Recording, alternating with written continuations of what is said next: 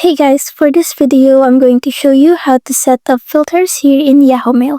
So first, we're going to the settings over here at the top right corner, then click on more settings. Then over here at the left sidebar, you will see the filters option, so just click on it and then click on add new filters.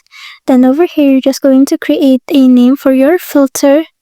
And then over here, you're going to create your rules. You can either choose to filter the emails that you receive or the emails that you send. And then you're just going to select the criterion, choose on contains, and then you're going to write the email address over here.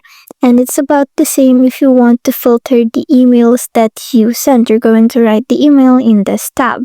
And if you want to filter emails that contains a specific value or a specific word in the email's subject or the email's body, you're going to select on contains over here at the filter criterion. Then you're going to type in here the specific word or the specific value like so. And after you're done with that, you're going to select the folder where you want them to move. For example, you can choose a folder that you already have, or you can also choose to create a new folder by writing a folder name over here. And after you're done with that, you're just going to click on save, and that's it. Thanks for watching.